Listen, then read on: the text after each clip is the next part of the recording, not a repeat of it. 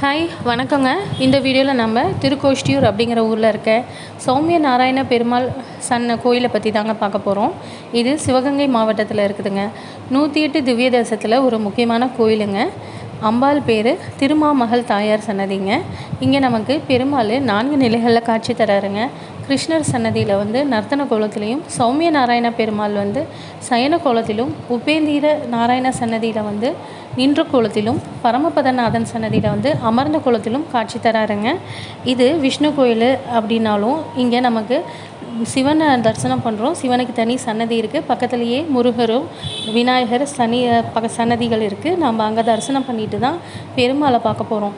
அங்கே கிருஷ்ணர் சன்னதியை பார்த்துட்டு தான் நம்ம படியேறி சௌமிய நாராயண பெருமாளை பார்க்குறோங்க. இங்கே சயன கோலத்தில் காட்சி தராருங்க. இங்கே நம்ம வேண்டியது எல்லாமே கண்டிப்பாக நடக்கும் அப்படின்னு சொல்கிறாங்க.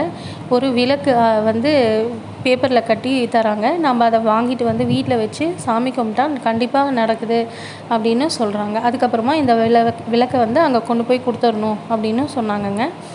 இதுக்கப்புறமா அம்பாவை நம்ம தரிசனம் பண்ணிவிட்டு பக்கத்துலேயே ஒரு படிக்கட்டு வழியாக 20 ரூபா டிக்கெட்டுங்க போனோம்னா தான் நம்ம அங்கே உபேந்திர நாராயண சன்னதியையும் பரமபதநாதன் சன்னதியையும் பார்க்க முடியுங்க. இங்கே பரமபதநாதன் சன்னதியை பார்த்துட்டு ஒரு கேட் வழியாக திறந்து விடுவோங்க. அங்கே நம்ம கோபுரத்துக்குள்ளே போனோம். கோபுரம் வழியாக ஒரு சின்ன வழி இருக்குங்க. அதுக்குள்ளே நம்ம குமிஞ்சோ இல்லை தவழ்ந்தோ தான் போகணும். அங்கே அப்படி வெளியில் போனால் தான் அங்கே ராமானுஜரோட சிலை இருக்குங்க. ராமானுஜருக்கும் அதே திருக்கோஷ்டியூர் நம்பிகளோட சிலையும் இருக்குது. இந்த ஊர் வந்துங்க திருக்கோஷ்டியூர் நம்பிகளோட ஊருங்க. இங்கே ராமானுஜர் வந்து இவரை பார்க்க தான் வராருங்க. அப்போது நான் ராமானுஜர் வந்திருக்கிறேன் அப்படின்னு சொல்கிறாங்க. இந்த மாதிரி சொல்லும்போது திருக்கோஷ்டி நம்பிகள் வந்து நான் செத்து நாளை வா அப்படின்னு சொல்கிறாரு.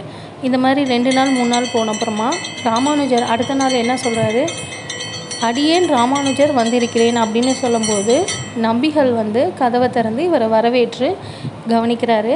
அந்த சமயத்தில் ஒரு அருமையான தத்துவமான ஓம் நமோ நாராயணா அப்படிங்கிற தத்துவத்தை வந்து ராமானுஜருக்கு திருக்கோஷ்டி நம்பிகள் வந்து சொல்கிறாரு.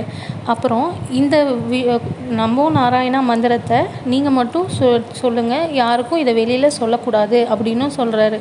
ஆனால் ராமானுஜருக்கு வந்து நாம் மட்டும் இதை தெரிஞ்சு நல்லா இருந்தால் எப்படி, நான் எல்லோரும் சுற்றி இருக்கவங்களும் நல்லா இருக்கணும்னு நினச்சி அவரோட உயிரையும் பணையம் வச்சு அந்த கோபுரத்தோட மேலே உச்சியில் ஏறி அங்கே போய் உலகத்தில் இருக்க எல்லா மக்களுக்கும் இதை தெரியப்படுத்தணும்னு இந்த ஓம் நமோ நாராயணா மந்திரத்தை உறக்க சொல்கிறாருங்க.